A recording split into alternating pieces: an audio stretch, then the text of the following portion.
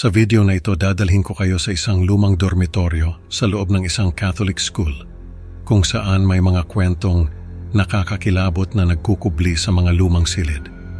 Isang estudyante ang nakatagpo ng isang misteryosong libro na naglalaman ng mga simbolo at ritual na kayang baguhin ang kapalaran. Habang patuloy niyang ginagamit ang libro, unti-unti niyang napagtanto na may kapalit ang bawat hiling, ang kanyang mga alaala. Paano niya haharapin ang multong nagbigay sa kanya ng kapangyarihan? At ano ang magiging kapalaran ng iba pang residente ng dormitoryo? Nung college ako, sa isang Catholic school ako nag-aral. May dormitoryo sa loob ng campus na pinapatakbo ng mga madre. Doon ako nagtrabaho bilang isang student assistant. May isang bahagi ng dorm na hindi na pinapagamit sa mga residente. Sobrang luma na raw kasi at delikado na yung mga sahig at pader. Pero sa totoo lang, ang dami ng kwento na narinig ko tungkol doon. May mga estudyante na raw na nawala doon. May mga nakakita ng mga multo at kung ano-ano pang kababalaghan. Isa sa mga kwento na narinig ko ay tungkol sa isang lumang libro na nandoon sa lumang bahagi ng dorm. Sabi ng isang kakilala ko, nakita raw niya yung libro na yon nung makapasok siya doon sa lumang bahagi. Wala naman daw kakaiba sa libro, pero hindi niya ito nabasa dahil hindi niya maintindihan yung mga simbolo na nakasulat doon. Mahilig ako sa mga lumang libro. Kaya nung marinig ko yung tungkol doon, ay talagang na-curious ako. Sabi nung kakilala ko, yung libro raw ay nasa isang lumang silid na may nakasulat na archives sa pinto. Doon daw nakalagay yung libro sa isang lamesa. Nung malaman ko yon, ay talagang hindi ako mapakali. Gusto kong makita yung libro at malaman kung ano ang nakasulat doon. Yung tagapag-alaga ng dorm ay isang matandang madre na tawagin na lang nating Sister B. Nung sabihin ko sa kanya na gusto kong pumasok doon sa lumang bahagi ng dorm, ay pinagbawalan niya ako. Delikado raw doon at baka mapahamak lang ako. Pero mapilit ako. Sabi ko sa kanya na sandali lang ako doon at titingnan ko lang yung libro. Sa huli ay pumayag din siya. Binigyan niya ako ng susi at pinayuhan na mag-ingat. Pagpasok ko dun sa lumang bahagi ng dorm, ay nakaramdam ako ng kakaibang amoy. Amoy bulok na kahoy at kung ano-ano pa. Nilibot ko yung mga kwarto doon at nakita ko na halos lahat ay bakante na. Wala nang mga kama o kahit anong gamit. Parang hindi na talaga ginagamit yung mga kwarto na yon. Hanggang sa makita ko yung kwarto na may nakasulat na archives sa pinto. Pagpasok ko doon ay nakita ko agad yung lamesa na may nakapatong na libro. Yun lang yung gamit na nandoon. Nilibot ko yung paningin ko at napansin ko na yung mga dingding ay may mga kakaibang simbolo. Parang mga simbolo na nakikita sa mga pelikula na may kinalaman sa mga demonyo. Hindi ko na lang pinansin yon at lumapit na ako doon sa libro. Binuklat ko yung libro at tama nga yung kakilala ko. Hindi ko maintindihan yung mga simbolo na nakasulat doon. Bigla na lang may nagsalita sa likod ko. Sabi niya, gusto mo bang malaman kung ano ang nakasulat sa libro? Napalingon ako at nakita ko yung isang lalaki na nakatayo sa may pinto.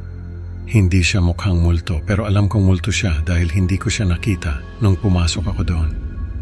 Tinanong ko siya kung paano ko malalaman ang nakasulat sa libro. Sabi niya, simple lang daw.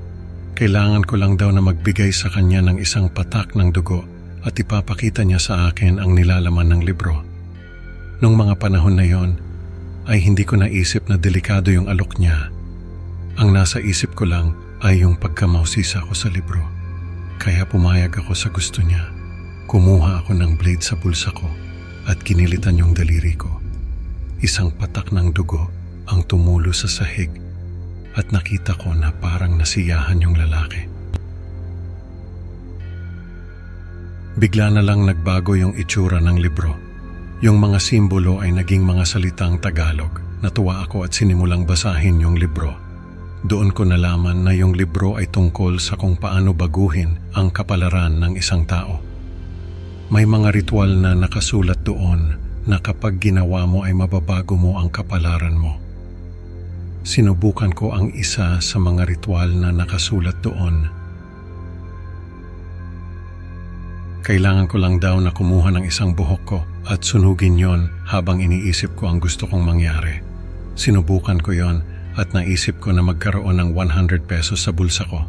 Pagkatapos kong sunugin yung buhok ko, ay dinukot ko yung bulsa ko at nagulat ako na may 100 pesos doon. Doon nagsimula ang lahat ng kasamaan ko. Araw-araw ay pumupunta ako doon sa lumang bahagi ng dorm at binabasa ko yung libro. Unti-unti kong nalaman ang mga sikreto nito. Nalaman ko na pwede kong baguhin ang kapalaran ko. Pwede kong baguhin ang mga pangyayari sa buhay ko. Pwede kong baguhin ang mga tao sa paligid ko. Lahat ng gusto ko ay pwede kong makuha sa pamamagitan ng libro na yon. Pero habang tumatagal ay nagiging mas mapanganib ang mga hiling ko. Yung simpleng 100 pesos ay naging 100,000 pesos. Yung simpleng pag-ulan ay naging bagyo. At habang tumatagal din ay napapansin ko na hindi ko na maaalala yung mga pangalan ng mga kaklase ko. Hindi ko na maaalala yung mga pangalan ng mga kamag-anak ko. Hindi ko na maaalala ang pangalan ng mga kaibigan ko. Nung mga panahon na yon ay hindi ko pa rin napansin na may kakaiba na sa akin. Basta ang alam ko lang ay gusto ko ng mas marami pang kaalaman mula sa libro.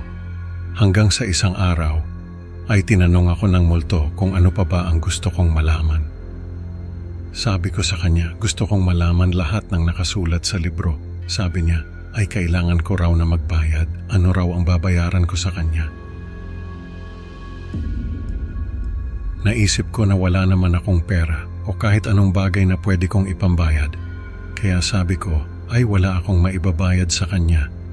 Doon na siya tumawa ng malakas at sinabi sa akin na matagal na raw akong nagbabayad sa kanya. Hindi ko raw ba napapansin na unti-unti niyang kinukuha ang buhay ko? Doon ako nakaramdam ng takot.